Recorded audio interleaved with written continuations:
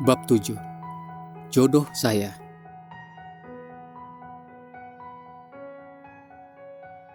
Suasana rundingan antara pemerintah Indonesia dan Belanda sedang hidup setelah Dewan Keamanan PBB menengahi persoalan Indonesia. Terdengar bahwa rundingan itu akan dilaksanakan di atas kapal Amerika Renville yang telah berlabuh di permulaan Desember di Tanjung Priok. Dan suasana rundingan Indonesia-Belanda ini ternyata disambung dengan rundingan mengenai diri saya pribadi.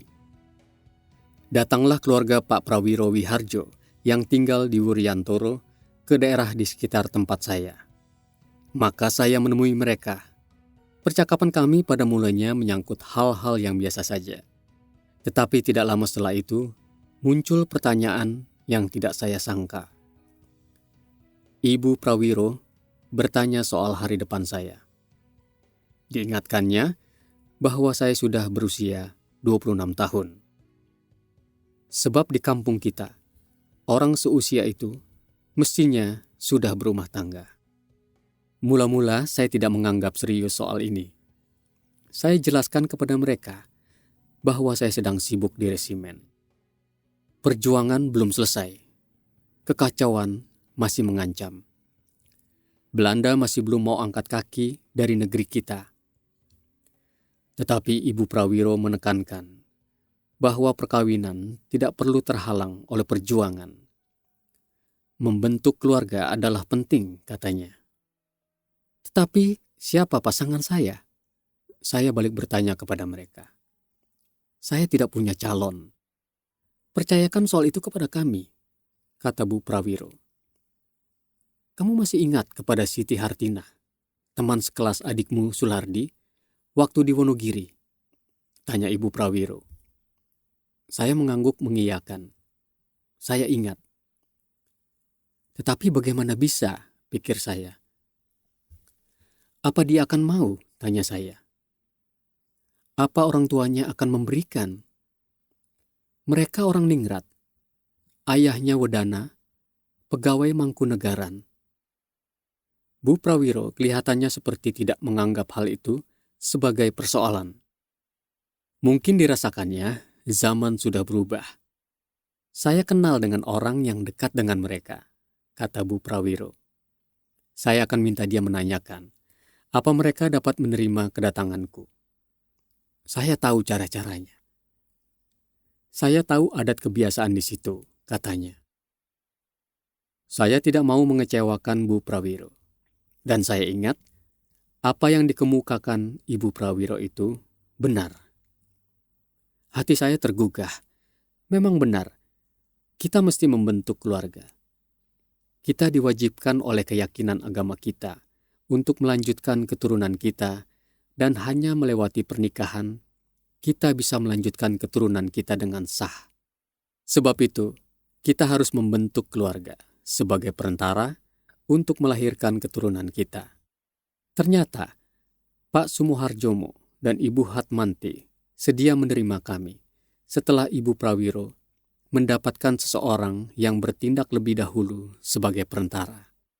Maka kemudian upacara nontoni, pertemuan antara yang akan melamar dan yang dilamar, dilangsungkan. Agak kikuk juga, sebab sudah lama saya tidak melihat Hartinah dan keraguan-raguan masih ada pada saya. Apakah dia akan benar-benar suka kepada saya? Dalam pada itu saya ingat, sudah ada pertanda baik, yakni mereka semua suka menerima kami. Itu artinya lampu hijau bagi kami. Ternyata pula suasana dalam upacara nontoni itu baik sekali, sehingga tidak diperlukan waktu lama untuk kemudian langsung merundingkan soal waktu. Ini rupanya benar-benar jodoh saya, pikir saya. Dan jodoh itu sama seperti lahir dan ajal, menurut orang tua-tua kita. Kemudian saya tahu bahwa sewaktu kami berkunjung ke rumah mereka itu, Hartinah baru saja sembuh dari sakit selama sebulan. Perkawinan kami dilangsungkan pada tanggal 26 Desember 1947 di Solo, pada waktu saya berusia 26 tahun, dan Hartinah, istri saya, 2 tahun lebih muda dari saya. Dari tempat tugas saya di Yogyakarta, saya naik sebuah kendaraan dinas tua menuju Solo. Saya mengenakan pakaian pengantin serapi-rapinya untuk waktu yang tidak tenang itu. Sebilah keris terselip di punggung saya. Waktu akan naik kendaraan itu, terasa bukan main repotnya. Sulardi yang mengantar saya, mengganggu saya sepanjang jalan. Perkawinan kami dilangsungkan pada sore hari dengan disaksikan oleh keluarga dan teman-teman Hartina. Cukupan banyaknya, sebab keluarga Pak Sumoharjomo cukup terpandang dan disegani di kota ini. Dari pihak saya, hadir Sulardi dan kakaknya.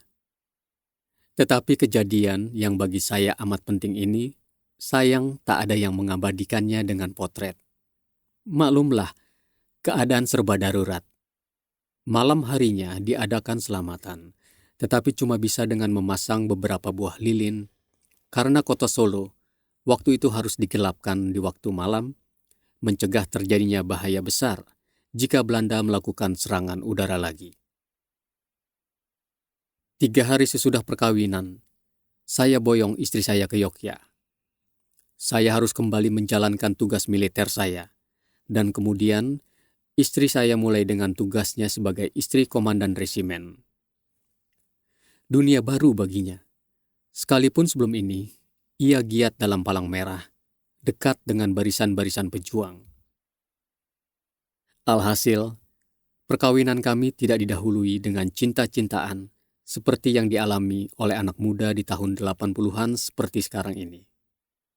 Kami berpegang pada pepatah, witing tresna jalaran saka kulina. Datangnya cinta karena bergaul dari dekat. Dalam pada itu, saya sudah punya pegangan untuk mendayung perahu keluarga di tengah-tengah bahtera yang luas. Sebagai suami istri, sepatutnya kita mempunyai cita-cita mendapatkan keturunan yang baik. Dan salah satu syarat untuk itu adalah adanya ketentraman di tengah-tengah kehidupan bersuami istri itu.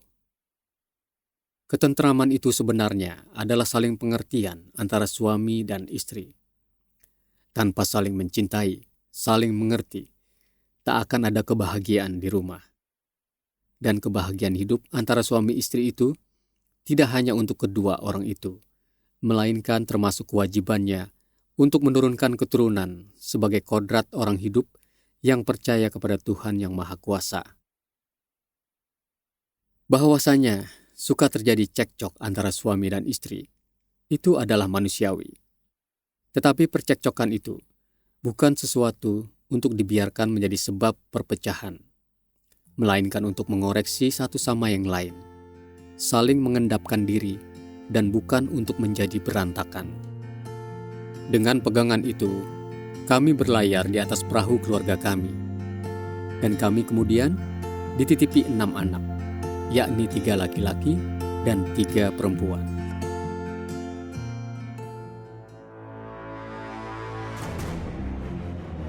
Bab 8. Di tengah kemelut. Tahun 1948, keadaan terasa semakin gawat. Bersamaan dengan kekecewaan yang disebabkan persetujuan Renville itu, muncul persoalan rekonstruksi rasionalisasi yang lebih terkenal dengan singkatan RERA. Penetapan Presiden tertanggal 2 Januari 1948 menentukan pengaturan itu. Panglima Besar Sudirman dan Jenderal Urip Sumoharjo sempat menghadap kepada Presiden Soekarno, mengemukakan pendapat-pendapat mereka berkenaan dengan RERA itu. Tetapi rencana RERA yang diajukan oleh Amir Sarifuddin dan disetujui oleh Presiden Soekarno itu terus dijalankan. Sebagai akibatnya, banyak anggota Angkatan Perang kita harus mengundurkan diri karena pelaksanaan penciutan jumlah anggota AP kita waktu itu. Begitu juga diadakan penurunan pangkat tentara. Yang berpangkat Jenderal Mayor turun menjadi kolonel. Yang kolonel jadi letnan kolonel. Yang letnan kolonel jadi mayor. Jenderal Sudirman sendiri diturunkan pangkatnya menjadi letnan jenderal. Dan letnan jenderal Urip menjadi mayor jenderal. Desakan partai-partai desakan masyarakat mengubah pemerintahan kita. Amir Syarifuddin meletakkan jabatannya. Bung Hatta mendapat kepercayaan untuk memegang pemerintahan di samping tetap sebagai wakil presiden. RERA adalah hasil kabinet Amir Syarifuddin, tetapi kabinet Hatta yang harus melaksanakannya. Sementara itu, ternyata persetujuan Renville itulah yang menyebabkan tentara kita sebanyak kurang lebih 30.000 orang dari Jawa Barat, minus dari Banten, dan Jawa Timur harus hijrah ke daerah pedalaman Republik. Belanda beranggapan bahwa daerah-daerah yang kota-kotanya diduduki oleh tentara Belanda sejak tanggal 21 Juli 1947 itu merupakan daerah pendudukan Belanda. Karena itu, mereka menuntut agar gerilya TNI ditarik dari daerah-daerah yang mereka duduki ke daerah yang masih belum diserang oleh Belanda, yakni ke daerah yang ada di balik garis Van Mook menurut sebutan mereka. Tetapi bagaimanapun juga kecewanya TNI yang berjuang dengan senjata waktu itu, tetap taat kepada keputusan pemerintah. Prinsip TNI, politik negara adalah politik tentara, tetap kita pegang teguh. Setelah Renville, wilayah kekuasaan RI yang nyata di Jawa tinggal sepertiga luas pulau. Tinggal sedaun kelor sebutan orang. Dengan kejadian ini, daerah Yogyakarta jadi padat. Kami harus menyediakan atap untuk berteduh dan ruangan untuk berbaring bagi mereka yang berdatangan. Rumah-rumah jadi bertambah penghuninya. Asrama-asrama jadi padat. Gedung-gedung sekolah juga dipakai untuk tidur. Gudang-gudang dipakai untuk berhias. Malahan ada pendatang baru yang harus tidur di gerbong-gerbong kereta api karena rumah-rumah sudah sesak dengan pendatang yang lebih dahulu. Begitu di Yogyakarta. Begitu pula di kota-kota lainnya di daerah Republik, seperti Madiun, Solo, Magelang, penuh sesak dengan pendatang-pendatang dari luar daerah Republik. Waktu itu, jadinya penghidupan di daerah Republik makin sulit, karena daerah surplus seperti Malang, Besuki, Jawa Barat, sudah direbut Belanda. Nilai uang rupiah, uang putih kita, tambah merosot sementara sejumlah bahan makanan jadi berkurang, malahan ada yang menghilang sama sekali. Dalam keadaan demikian, bukan saja partai-partai politik bereaksi keras terhadap persetujuan Renville, tetapi juga masyarakat luas dan terutama pejuang bersenjata menyatakan kecewa dan menentang hasil kebijaksanaan Amir Syarifuddin itu. Di balik gunung, di daerah pendudukan, Belanda sibuk terus dengan usahanya.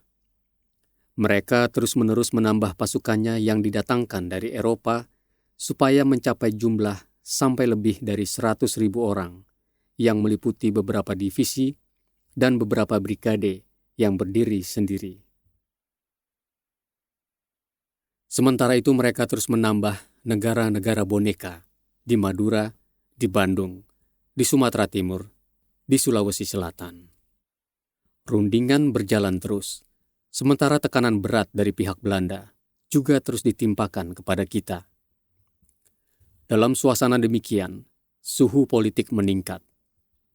Pertentangan politik menjadi-jadi sampai terjadi insiden bersenjata di beberapa tempat. Usaha Critchley dan Du Bois menyusun naskah kesepakatan berjalan. Tetapi perundingan tidak menemukan hasil. Sementara itu suasana hangat jadi panas. Gelombang perjuangan terus merambat, disambung dan bergerak. Tetapi api yang disulut juga terasa menjalar. Kejadian-kejadian yang meletup-letup terdapat di berbagai tempat. Dan yang tambah menghebohkan dan menegangkan pada waktu itu adalah pembunuhan. Pada permulaan Juli 1948, Kolonel Sutarto, Komandan Divisi 4 TNI, Divisi Panembahan Senopati, tewas ditembak seorang penembak gelap ketika ia sedang turun dari mobil di depan rumahnya di Solo. Tuding-menuding mengenai peristiwa ini terjadi. Siapa sebenarnya yang jadi pembunuhnya gelap sampai sekarang. Menyusul penculikan-penculikan. Dr. Muwardi, tokoh pemuda penyelenggara proklamasi 17 Agustus 1945 di Jakarta, diculik di Solo dan kemudian dibunuh oleh penculiknya. Residen Iskak diculik. Sementara suasana culik-menculik mencekam kita waktu itu, buruh di pabrik karung Delanggu mogok. Tentunya ada yang menghasut. Waktu itu Bung Hatta sibuk dengan diplomasi. Wakil-wakil Komisi 3 Negara menyampaikan usulnya sendiri yang dikenal sebagai usul Critchley-Du Bois. Sementara itu perpecahan antara kelompok Syahrir dan Amir sudah terjadi dan segera lebih jelas ketika terbentuk kabinet presidensial Hatta. Amir dan kelompoknya, yaitu PKI, Partai Buruh, dan Pesindo, menentang kabinet Hatta, sedangkan kelompok Syahrir menyokongnya. Pertengahan Februari 1948, terjadi perpecahan di antara mereka. Kelompok Amir membentuk Partai Sosialis baru, sedangkan Syahrir membentuk Partai Sosialis Indonesia. Amir Syarifuddin, Tan Ling Ji, dan Abdul Majid kemudian dalam rapat mereka di Surakarta membentuk Front Demokrasi Rakyat atau FDR. Lama-kelamaan, FDR bertambah ekstrim dalam langkah-langkahnya. Anggota-anggotanya yang terkemuka menghendaki penghentian segala perundingan dengan Belanda, sementara orang masih tetap ingat bahwa yang menghasilkan persetujuan Renville itu adalah Amir Syarifuddin sendiri. Alhasil, Amir sudah berubah sekali, dan malahan kemudian ia mengherankan kawan-kawannya dan mengejutkan pemerintah. Alhasil, Amir sudah berubah sekali, dan malahan kemudian ia mengherankan kawan-kawannya dan mengejutkan pemerintah, sewaktu ia, setelah musuh datang, berkata bahwa ia sebenarnya adalah seorang komunis, dan sejak tahun 1935, ketika berada di Surabaya, masuk PKI ilegal, pimpinan musuh. Juga Setiajid, Abdul Majid, dan Tan Ling Ji, yang tadinya dari Partai Sosialis, mengaku bahwa mereka juga telah lama menjadi komunis. Saya sebagai perwira muda saat itu sadar, tidak akan melibatkan diri ke dalam politik. Saya membaca berbagai peristiwa politik itu, dan dengan diam-diam, saya menganalisanya.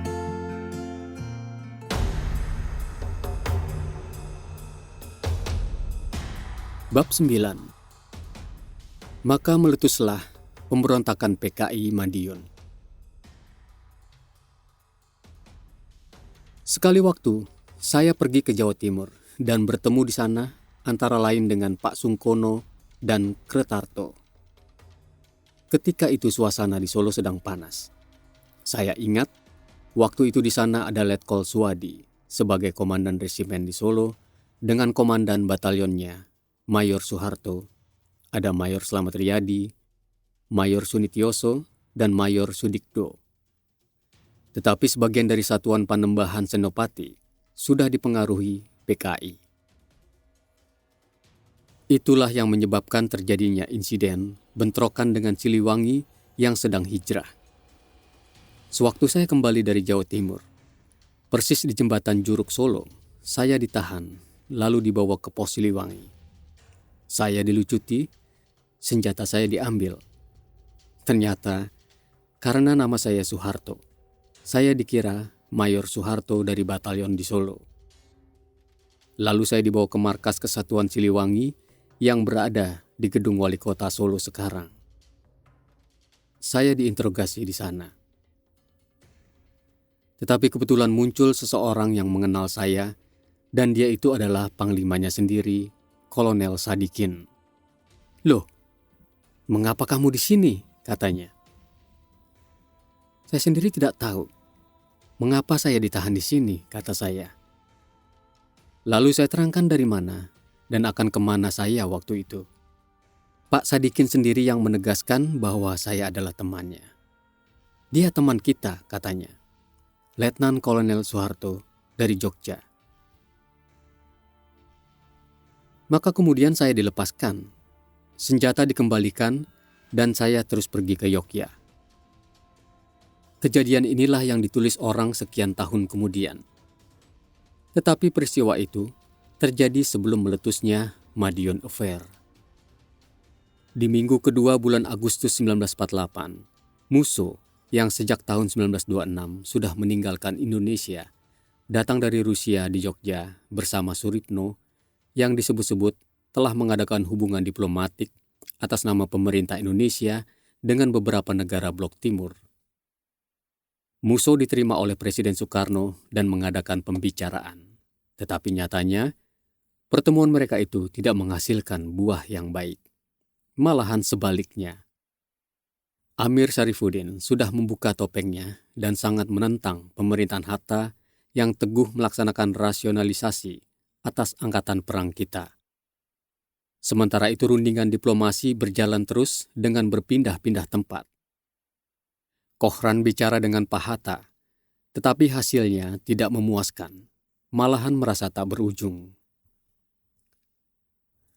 Dalam pada itu, Musso bersama Syarifuddin yang telah berfusi dengan PKI, Setiajid dan kawan-kawannya meningkatkan kampanye politiknya dengan mengadakan rapat-rapat besar di tempat-tempat terbuka. Yang jadi sasarannya adalah kebijaksanaan pemerintah Hatta. Sementara itu, tokoh-tokoh militer kita berkumpul Jalan Code 4 di Jogja, membicarakan keadaan yang terasa sekali menekan dan mencekam. Gerak-gerik Musso dan kawan-kawannya menjadi persoalan berat yang dirundingkan. Lebih-lebih lagi karena Musso berusaha merangkul pihak-pihak yang bersenjata.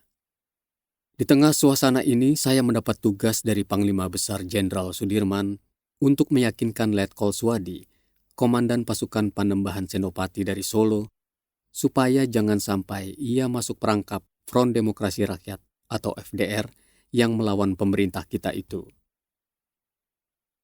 Memang, FDR waktu itu berusaha merangkul satuan-satuan kita, antara lain Satuan Panembahan Senopati. Maka saya pergi ke Solo, tapi saya tidak bisa menemukan Suwadi di sana. Dengan adanya tugas dari Jenderal Sudirman itu kepada saya sudah mengetahui bahwa Pak Dirman tidak mendukung gerakan FDR. Apalagi terlibat, jelas tidak. Dari Solo saya pergi ke Wonogiri, lewat Sukoharjo. Di Wonogiri, saya bertemu dengan Suwadi. Saya dan Suwadi teman baik. Maka saya sampaikan dan saya jelaskan pendapat pihak kita, supaya ia tidak sampai masuk perangkap dan terjerumus. Kemudian saya diajak oleh Suwadi untuk pergi ke Madiun. Suwadi ingin menunjukkan kepada saya bagaimana mereka yang di Madiun bersikap terhadap saya. Ia tidak mengatakan bahwa ia terlibat, tetapi ia mengemukakan untuk mengetahui bagaimana keadaan sebenarnya. Tetapi ia mengemukakan untuk mengetahui bagaimana keadaan sebenarnya mereka yang di Madiun itu, maka baik pergi ke sana. Saya mengikuti permintaan Suwadi. Gerombolan Musso, Syarifuddin, Supeno, dan lain-lainnya itu sudah ada di Madiun. Saya pikir, kita harus mencegah jangan sampai terjadi pertempuran. Jangan sampai terjadi perang saudara di antara FDR dengan TNI. Suwadi bersama saya di dalam mobil saya. Di tengah jalan, waktu dari Wonogiri ke Madiun, melewati Jatisrono dan Ponorogo, kami berpapasan dengan sebuah konvoi yang dikepalai oleh sebuah sedan. Saya bertanya kepada Suwadi, siapa yang ada di dalam sedan itu? Maka Suwadi menjawab, Pak Alimin. Terus saya bertanya lagi, mau kemana mereka? Tidak tahu, jawab Suwadi. Sesampai di Madiun, kami terus ke Karisidenan. Tadinya saya akan dipertemukan dengan Amir Syarifuddin yang sudah saya kenal. Tetapi Syarifuddin masih tidur waktu itu. Jadi, saya tidak bisa bertemu dengan dia. Kemudian seseorang keluar. Baru waktu itu saya tahu bahwa dia itulah Musso. Saya belum pernah bertemu dengan dia sebelum ini. Baru pertama kali itu saya melihatnya. Ia mengenakan kemeja putih, celana, dan memakai kopiah.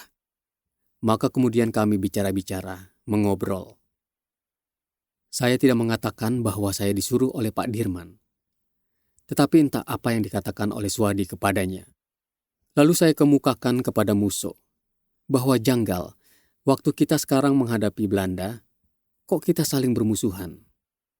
Apakah tidak baik kalau kita tinggalkan permusuhan di antara kita ini dan bersatu menghadapi Belanda? Kata saya.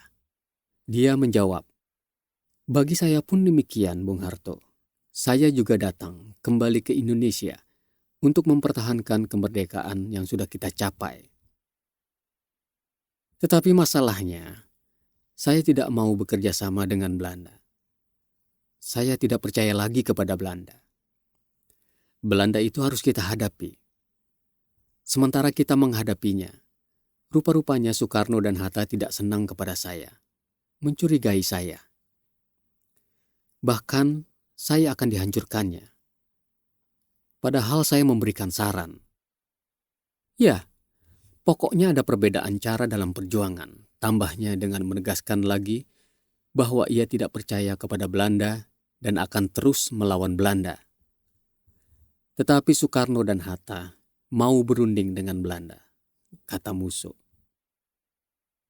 Justru saya yang menghadapi Belanda, malahan akan dihancurkan. Dan saya, kalau akan dihancurkan, tidak akan menyerah begitu saja. Saya akan melawan, katanya lagi. Kenapa tidak diadakan pembicaraan saja? Apakah tidak perlu diadakan pertemuan lagi? Tanya saya. Malahan baru saja ada pertemuan, katanya. Tapi toh tidak bisa sepakat. Lalu saya bertanya lagi. Apakah boleh saya sampaikan ini, Pak Musso, kepada Bung Hatta dan Bung Karno, bahwa sebenarnya Pak Musso memang masih menginginkan persatuan di antara kita untuk menghadapi Belanda? Ya, sampaikan, katanya. Tapi terus terang saja, Bung Harto, kalau saya akan dihancurkan, saya akan melawan. Susah ini, pikir saya. Setelah itu, saya kembali dengan Suwadi ke Wonogiri. Sampai di Wonogiri, Suwadi turun dan kami berpisah. Saya terus menuju ke Solo, melewati Sukoharjo. Tetapi waktu itu, Siliwangi sudah kelihatan bergerak. Kalau saya terus ke Solo dari Wonogiri, maka kemungkinan besar saya akan ditangkap oleh Siliwangi, sekalipun kesatuan dari Wonogiri yang dicarinya. Begitu pikir saya. Di balik itu, si Dikdo, komandan batalion Kleco, yang kelak jadi batalion 444, dengan komunisnya sudah curiga terhadap saya, karena dia tahu bahwa saya menyampaikan pesan kepada Suwadi. Maka kalau saya pergi ke Solo, ada kemungkinan ditangkap oleh Siliwangi. Sedang kalau tinggal di Wonogiri, bisa diculik oleh Dikdo.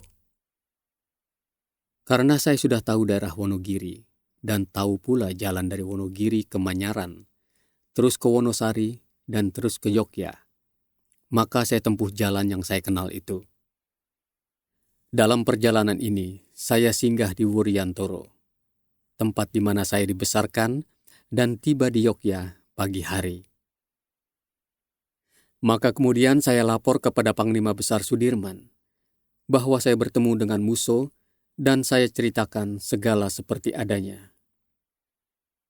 Pak Dirman yang menyampaikan kejadian dan hasil pertemuan saya dengan Musso kepada Bung Karno dan Bung Hatta. Lalu saya yang bertanggung jawab atas keamanan dan ketertiban Ibu Kota RI dengan cepat mengambil tindakan-tindakan yang perlu untuk mengamankan segalanya dari ancaman kekacauan, dari ancaman PKI. Perkembangan terasa amat cepat. Serbu-menyerbu antara pasukan tak terelakkan. Kaum pemberontak mengangkat Kolonel Djoko Siono menjadi Gubernur Militer Madiun dan Letnan Kolonel Dahlan, Komandan Brigade 29, menjadi Komandan Komando Pertempuran Madiun. Pihak pemberontak menguasai kota Madiun dan Radio Gelora Pemuda. Sementara itu pihak kita mengangkat Kolonel Gatot Subroto menjadi Gubernur Militer. Tanggal 18 September 1948, pemberontakan PKI di Madiun terjadi, mengambil alih kekuasaan yang sah di sana. Presiden Soekarno dengan tegas menjawab perebutan kekuasaan itu dengan mengatakan, pilih musuh dengan PKI-nya atau pilih Soekarno-Hatta. Gerakan Operasi Militer 1 yang dilancarkan oleh Angkatan Perang kita dalam menggulung pemberontakan itu dengan cepat menguasai kembali Madiun pada tanggal 30 September. 2 bulan kemudian, operasi-operasi penumpasan terhadap PKI dinyatakan selesai. Kegiatan partai politik setelah pemberontakan itu menurun dan untuk sementara, oposisi terhadap Kabinet Hatta mereda.